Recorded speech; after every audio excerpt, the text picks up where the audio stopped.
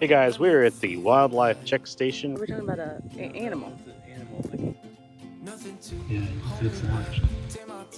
In case you're new to our channel, we're Mike and Amy, and we have been full-time RVing all across the country for over 3 years. And today is our adventure. We are hooking up and heading to Kissimmee Preserve, and that is the sign of success, folks. I gotta go get the chalk.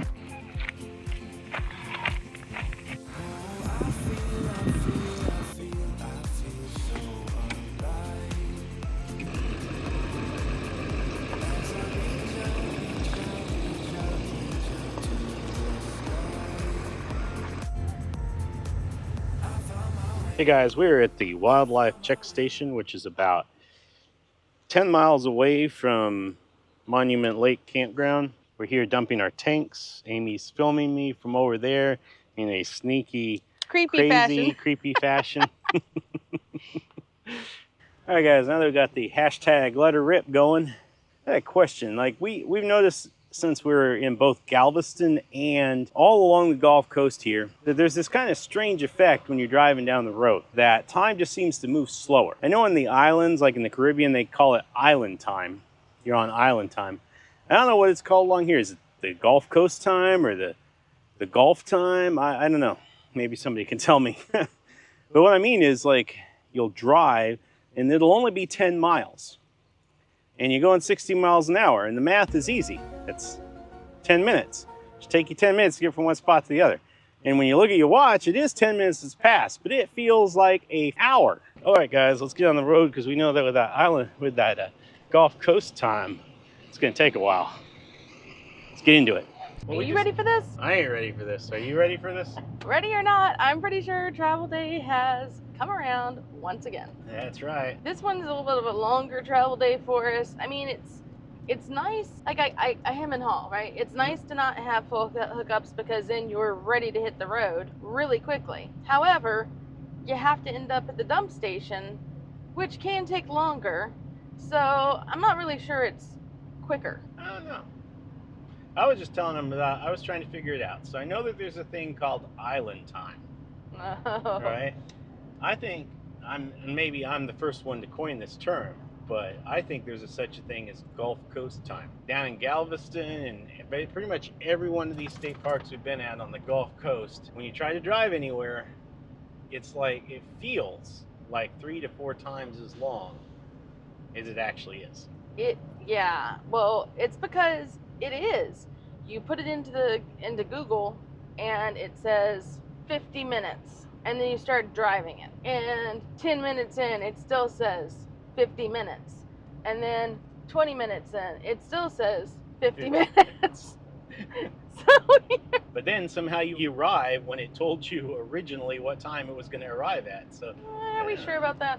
Be like within 10 plus or minus 10 minutes. Okay, well, I will have to default to you because you're the one driving, but let me tell you, it feels like much longer. This travel day, we have a couple stops, which is going to make our not so long travel day longer. One of those is groceries, because we were 50 miles from a grocery store, and where we're going is 45 miles from a grocery store. So I said to Mike, let's stop and get groceries on the way, because we don't want to waste gas and time just going to get groceries. Yeah, this place I think would be called, for us, would probably be called a food desert, where, you know, there really isn't anything. No groceries, no eating out places. Yeah, I mean, same with the place we're headed. Yeah, we were pretty much right in the middle of the Everglades and Big Cypress National Preserve, which is obviously, there's a lot of landmass there that just doesn't have anything. Except for the alligator. It's not a food desert for the alligators. No. It's tons and tons of fish in the water. We had an ongoing solar issue, and every time we end up boondocking or dry camping or relying on our solar, whatever you want to call it, it's relying on our solar. Every time we've tried to do that for any length of time, like more than a day, we've had issues. And we've been trying to get to the bottom of it. We thought at first it was because the solar panel was installed incorrectly. We got that fixed. then we had more problems. So Cottonwood, Bighorn, Albuquerque Balloon Festival. Just recently here. Feels like there was another place. But No. anyway, anywhere we've been where we've had any length of time where we're depending on the solar, Yeah. it's been an issue. What it is that it stops making power, essentially. You just don't get, you get the voltage in the system. The Furrion charge controller registers that you're making voltage, but it doesn't put out any amps to either the battery or the RV. When you're relying on the solar, that's a problem. We've woken up several times in the morning and just had 0 amps in the battery. So I contacted Brinkley, gave them all the data I had, screenshots I had taken, everything like that. And they contacted Lippert, and Lippert is willing to replace the Furrion charge controller for us. Well, I will say this. Here's the thing. One thing we have noticed from all this is we're super impressed with our battery. Yeah. We have been very impressed with. That was an upgrade. That was not standard from the dealer. The dealer gave us a crappy battery. I probably shouldn't say that, but yeah, we've been super impressed with our battery. It's worked really well, even when it seems to be down to nothing. Yeah, for those of you who missed what battery we have, you can check it out in our latest upgrade video that we did. We released between episode 3 and episode 4 of our vlog. This is continuing on with our Miami to Maine as well as our Florida State Parks tour. Yeah, it's kind of where they overlap. But I guess we didn't really, did we do that? We never really did the bit for, we went to Miami. That was the official beginning. That was the last place. We went to Miami and we, saw the troll, and that was the official beginning of our Miami to Maine tour. Yeah, I figured we may have to do a little bit more than that. Because we talk about going to Miami, but we have to be like, Woo, Miami to Maine. This week we're on our way to Miami, and we're starting off our Miami to Maine tour. That's right. 25 miles an hour. You're not going anywhere close to it, I'm just saying.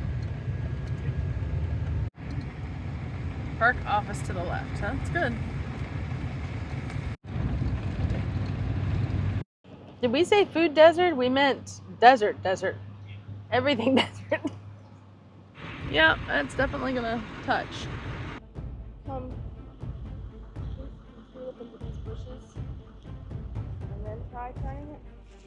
I was wondering if I come this way as close as I can get to this. So come around, back it up, come this way, like as close as I can get it to this thing here, up to here. I may be able to arc it in that way. You look like you're on a good trajectory. I would try to follow it around a little bit if you can. Because you're getting really close to those palm branches.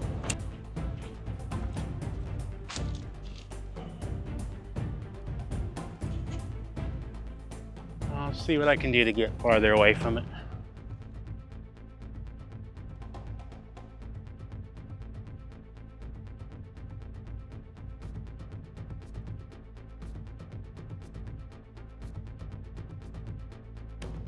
Hey y'all, after getting the rig back between those crazy narrow trees and avoiding the power transformer, I plugged in our power watchdog and found out that the 50 amp service was bad. I called the Ranger and they tried to fix it, but unfortunately they didn't have the parts they needed. They did manage to borrow a plug from another site the next day and got us back up and running. Venus is there. Jupiter is there. Mars is over there.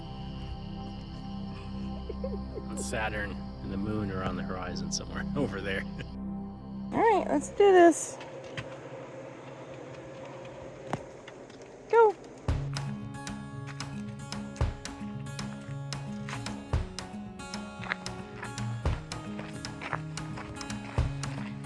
And get him.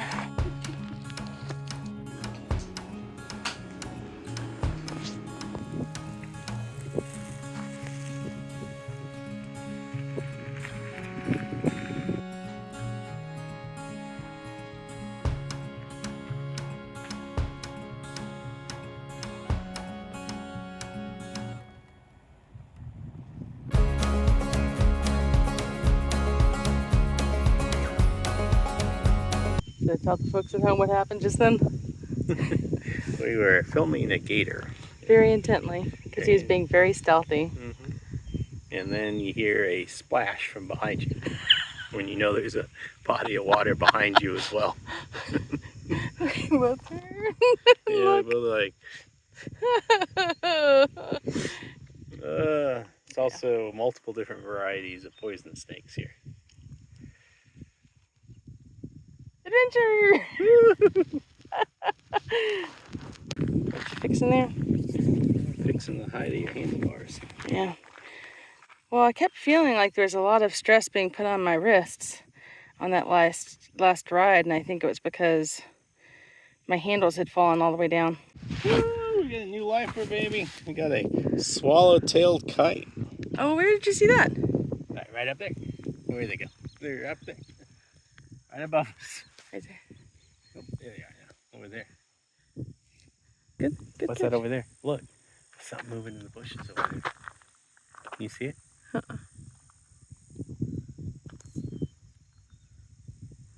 Are we talking about a bird? Are we talking about an animal? It's an animal like a deer or something.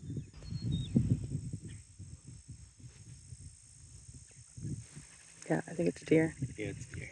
So it's a little white What? tail flicking. Yeah.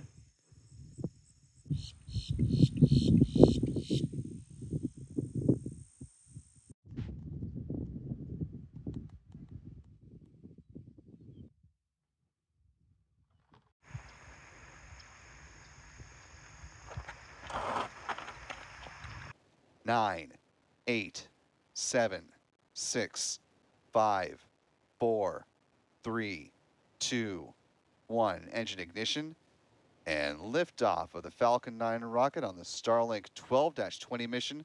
Falcon 9 has cleared the tower.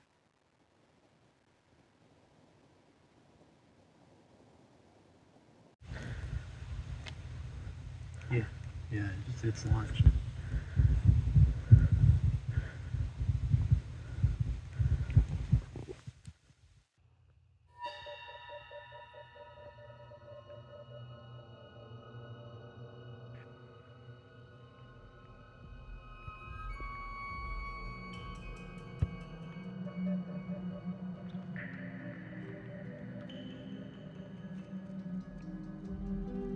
It's right there.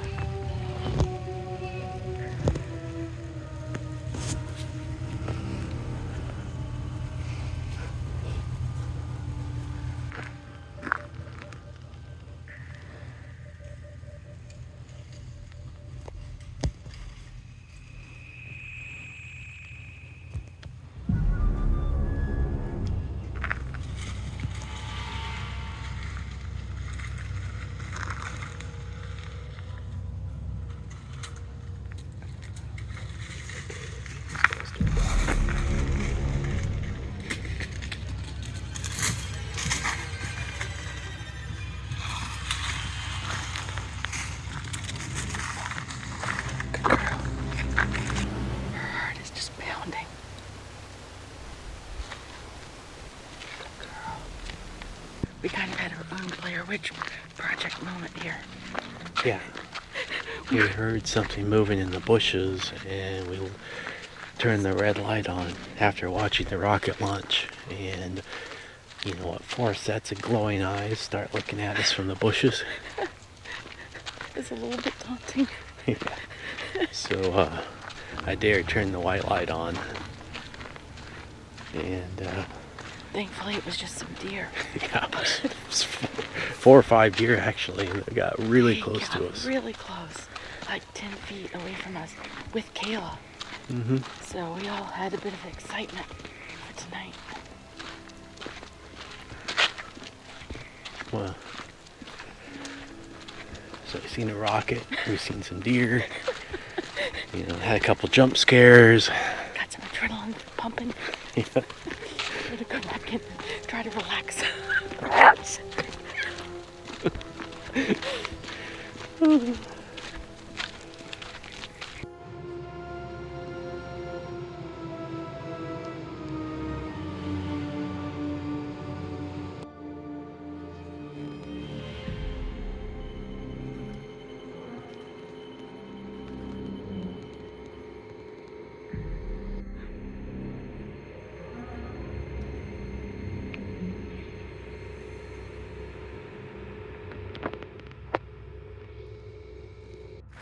Gotta start our tracker. Because, I mean, if you're not tracking it, are you even walking? No, not really. You can't walk without being tracked. You gotta track it or else it doesn't count.